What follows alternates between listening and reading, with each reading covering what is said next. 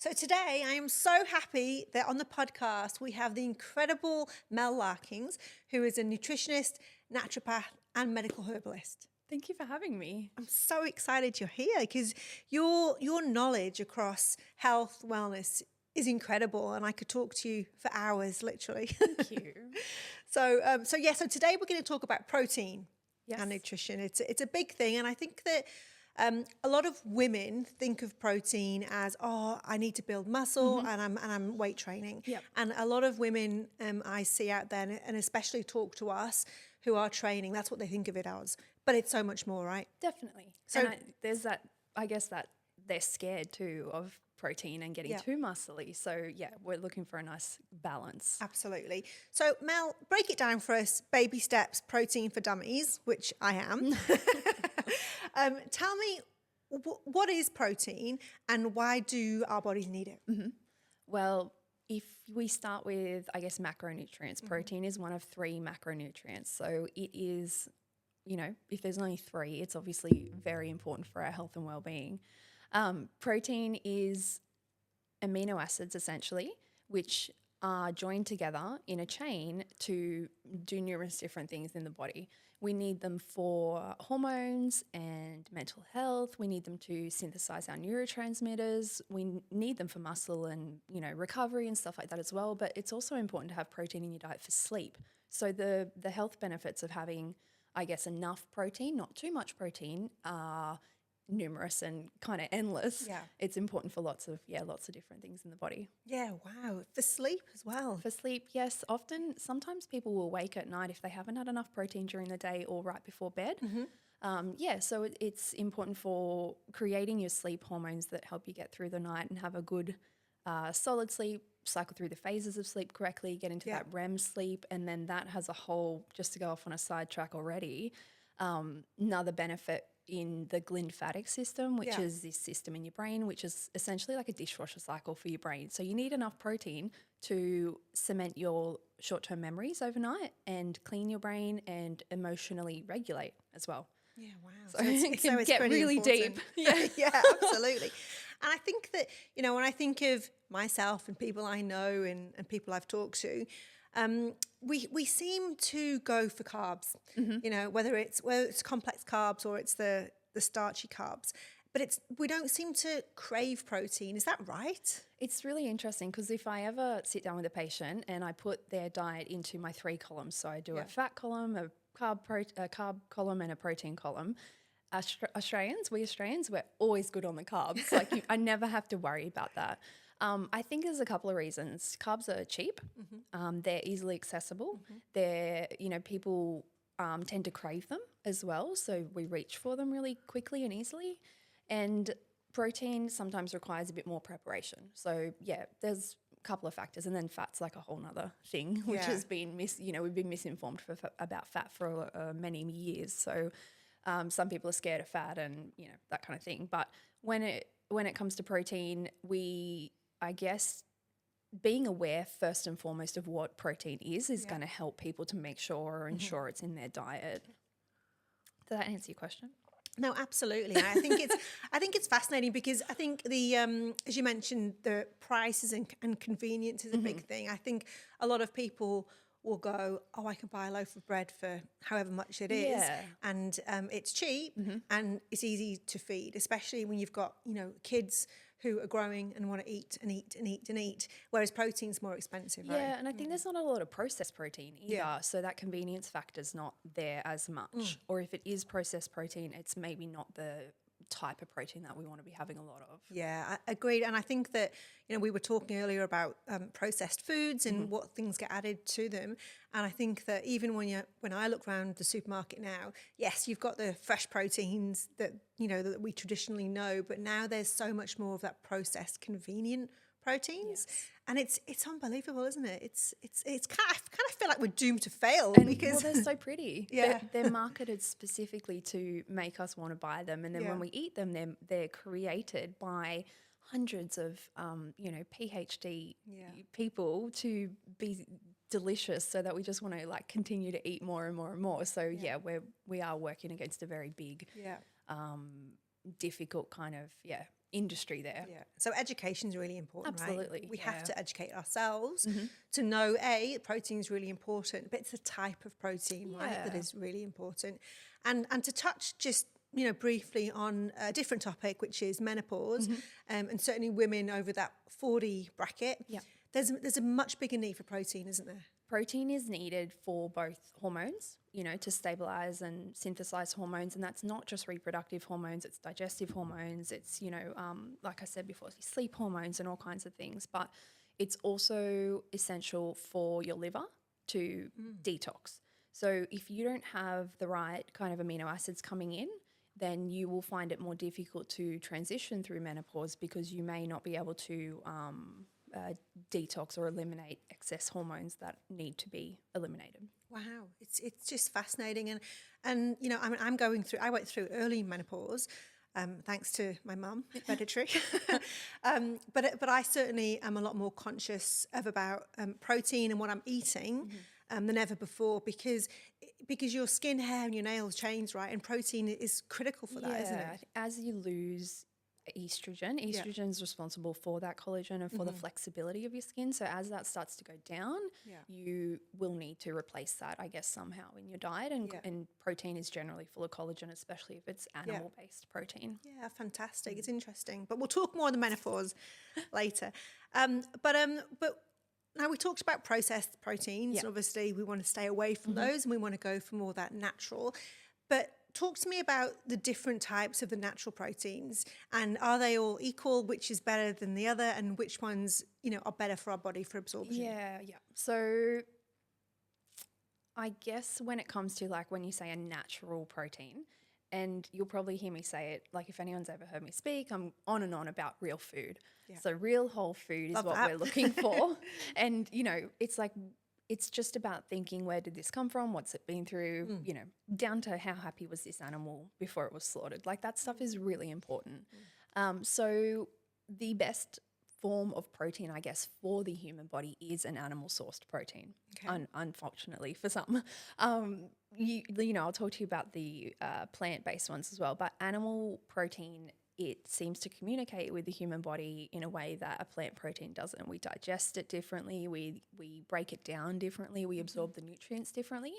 So even if we have a vegetable that has a higher iron content than a steak, for example, we will not absorb it in the same way. So you won't get all that iron from that spinach, for example. So animal protein is really important generally for health. You can replace it with some vegetables and grains and things like that to some degree. But if you look to history, even let's, go to India, for example, the cultural vegetarians do tend to team their vegetarian diet with animal protein still. So they're still having dairy, they're still having eggs. When you become a vegan, that's a whole nother level. It is very difficult. And I often say to my vegan patients, this is a job. Yeah. You are now doing a whole new degree and you are now having a whole new full-time job where you have to really, get a handle on this dietary change because it will become much more difficult to get everything you need. Yeah, wow. Often with my vegans, unfortunately, their mental health does suffer from not having the proteins in their diet. Wow. So if we look at the easiest place to get protein in the diet, it's going to be a meat source or at least an animal source of some kind. Okay. And with the meat, obviously you mentioned like a steak, red meat. Is it is it as good to have chicken or different type of animal protein? Because some people are worried about red meat because there's lots of information about only having, 2 or 3 serves a week and so on. So what would be your advice around that? Chicken has the most protein out of all of the animal sources. So it's around 30% protein. Red meat, but is going to give you iron and B12 and stuff like that.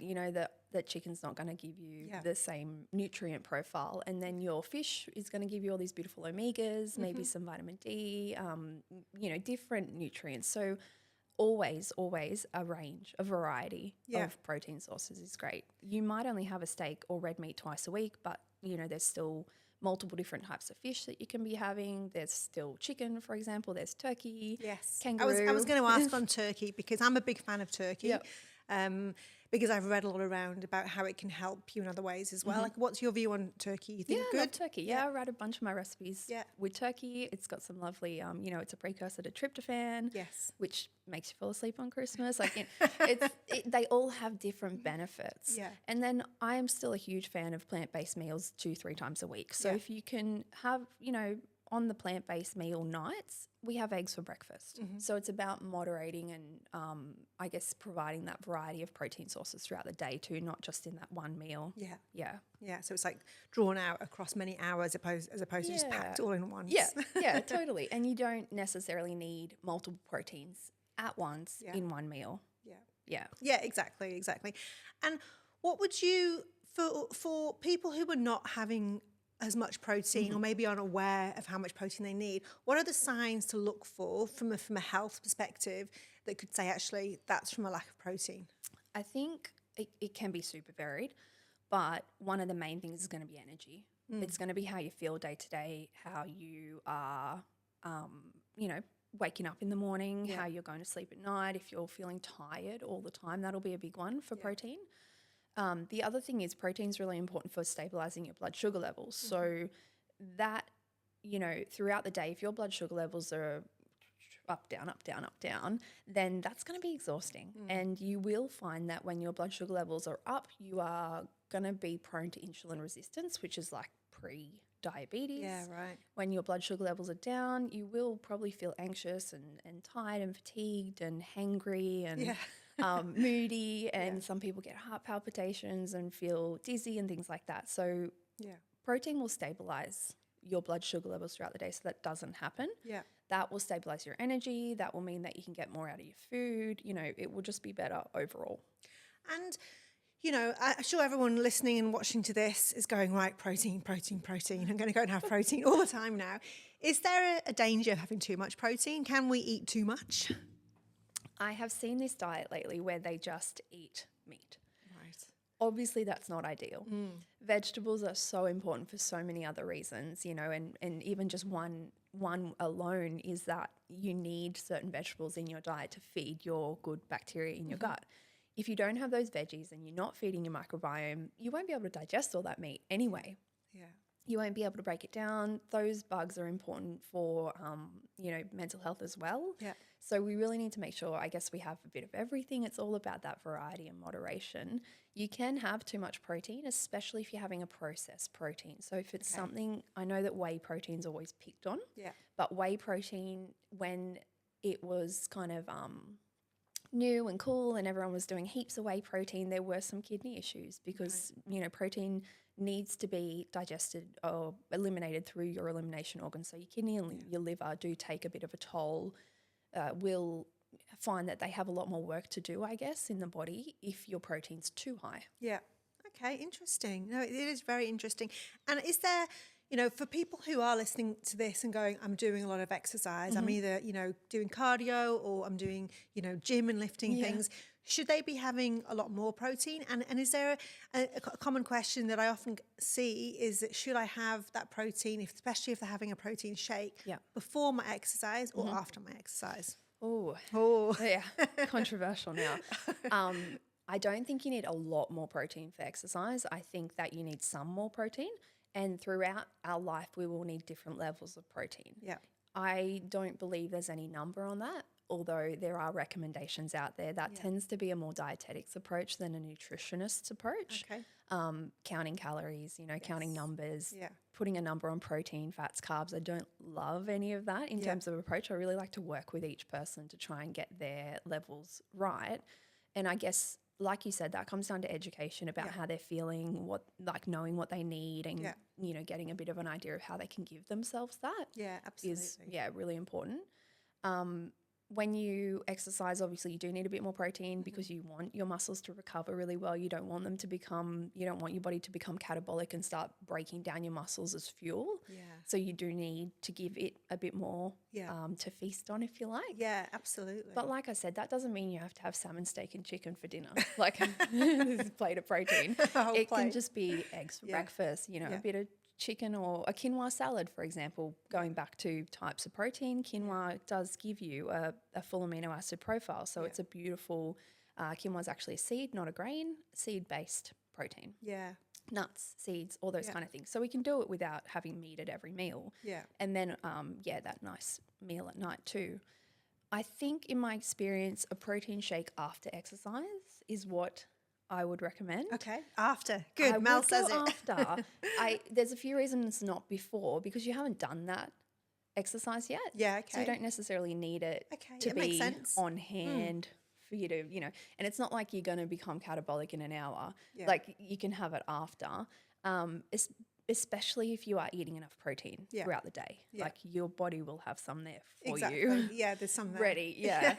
And I would always kind of recommend a plant-based protein powder if you are going to supplement something, so you can get some really nice, Yeah. smooth, delicious plant-based proteins now, Yeah, great. as opposed to a whey-based, which is dairy-based, which can be a little bit harder on your body, Okay. especially if Interesting. you're having animal protein, Yeah. in Yeah. your diet. I'd Yeah, rather you exactly. have the animal protein that way and then put in a nice vegetable Yeah. protein. You can get amino acids on their own too, but I would look for something that's a bit more natural, less synthesized, less created, if you Yeah. like. Yeah. Yeah, I love it. And when you mentioned there about the eating away your muscles, and, it made me think about, this I don't want to call it a craze, because it's not really a craze, it's just here, but the whole GLP thing and Ozempic, and there's so many women and men, everybody who have used this, and there was lots of talk about Ozempic face, and I read that it was because they're not having protein, because their hunger hormones switched off. They're not eating, and they're losing muscle so quickly because of that protein. Like, what's your view on that? I think if you confuse your body in any way, like I often am talking to my patients about refining their hunger windows. Like you can do that without the drug. Yeah. Some people don't eat, some people overeat, some people have maybe not the best relationship with food, or they're not feeding themselves appropriately. Yeah. And that will confuse your hormones, like your ghrelin and your leptin and those hunger hormones. There's also hormones, those hormones tell you when to stop eating. Yeah. So if they're all confused and, don't really know what's going on, then your body will not be able to tell you what it needs. Herbal medicine is very much about getting back to telling you, getting your body back to where it should be and allowing it to communicate with you. And I guess finding that healthy, happy balance. It's about balance, right? So yes, if you play with those hormones, then you may not know what you need, I guess, is the big thing. And I think that I've read lots of stuff, but I've also know quite a few people who've used those injections, and they have lost an awful lot of weight, but they've also had a hair loss, and their skin is really affected, and I presumed it was because they weren't getting enough nutrition and not enough protein. But like as you say, if you're messing with your internal hormones, like I suppose it could lead to all different kinds of issues. Totally. Even with the menopause thing we spoke about earlier, like if you're messing with your hormones, they're all related. It's like a big family, right? Yeah. So all of your hormones, like all the extended family comes Christmas. for Christmas, totally. And like when Auntie Beth is misbehaving, Uncle, what's his name, is really good, but when Auntie Beth's good, he misbehaves. So the hormones are very similar. It's like a seesaw, when your stress hormones are up, your sex hormones are out of balance, and you'll find it really difficult to become pregnant. So often, when women go on holidays, everything's awesome, they come back pregnant because that stress sex hormone balance. That's incredible. I did not know and that. I don't know that it's that simple. Like I do know that it's not that simple, but that's basically how it works, right? So any kind of messing around with any of these hormones will have a flow-on effect throughout the body. Yeah, no, it is absolutely right, and it makes perfect sense. So thank you. One of the things that I'll see people say as well is, I don't want to eat chicken all the time and steak, and that there's a, people get bored of it. I think whereas carbs, for whatever reason, they go, I can quite happily sit and I'll eat a whole bowl of pasta. Potatoes every day. Yeah, exactly. Yeah. And obviously we've got the high protein meal plan that you created, which I love because it's got so much variety in there. But there are lots of ways, aren't there, to increase that protein levels without sitting there and having a steak and a chicken every night. Yeah, you'd be surprised that, I guess, about like how little of those proteins we need because they're such good quality, and we call that nutrient density. So you don't need a whole heap of steak. You know, we're eating like, I don't know, 2-3 chicken breasts a night per person. That's just too much. If you team your food appropriately, you don't need to be eating as much of the animal protein as we have been maybe previously taught or thought. Yeah. So even cutting one chicken thigh, for example, through quinoa or, you know, like having multiple protein sources within the one meal, both one animal-based and then lots of beautiful plant-based will, I guess, reduce the amount of animal protein you need. Because one of the things that I hear as well is how expensive it can be. Yeah. But, I think quantity is the big thing there. Yeah, absolutely. And I probably haven't given our plant proteins enough attention. You're going to give so them more far. now? Well, you know, when we look at animal proteins, they are full amino acid profiles. They're the whole profile. So they're just easy, you know. So for me as a nutritionist, I'm like, great, you have a steak. I know, tick. You're done. Yeah. You have an egg. It's nature's perfectly, beautifully, you know, balled up. It is nature's protein ball, but it's got all these extra good stuff, good nutrients in it. But when it comes to plant proteins, they may not be that full profile. So we do need to team them, which means that, for example, like with nuts, there's a paste that's always been sold in the health food shop called ABC. It's almonds, Brazils, and cashews. And so by teaming those 3 nuts together, we get the full amino acid profile. Oh, interesting. Instead of just some. Amazing. Yeah. And one of the things I actually tested out a couple of weeks ago was this cottage cheese flatbread. Have you seen this? No. It's actually really good. You just basically blend like cottage cheese. I think it was 1/3 of a cup of cottage cheese and an egg. Blend it, spread it out on a flat tray, pop it in the oven for 15-20 minutes, and that's it. It's like a flatbread, and it was great. And I made it the other day because I'm obviously really interested in protein, and just put some what did I put inside of it? I think I put some leftover bolognese inside of it, and it was great. It was fantastic. It felt like I was eating a wrap, but I wasn't. And you've got the bolognese, so it's like a bit pasta-y. Yeah, it give was. the pasta feels. Yeah, cool. Yeah, it was great. So highly recommend that one to give it a go. And really simple because it was just, an egg and some cottage cheese. So it was great. So nice and it was a good one. But thank you so much for this. Like I feel that protein, it is such an important part of our health, right? It's really important. And just talking to you and has helped me see things a lot differently as well. And I'm sure that everyone else listening and watching would feel the same. So thank you so much, Mel. It's fantastic. Thanks for having me. Thank you.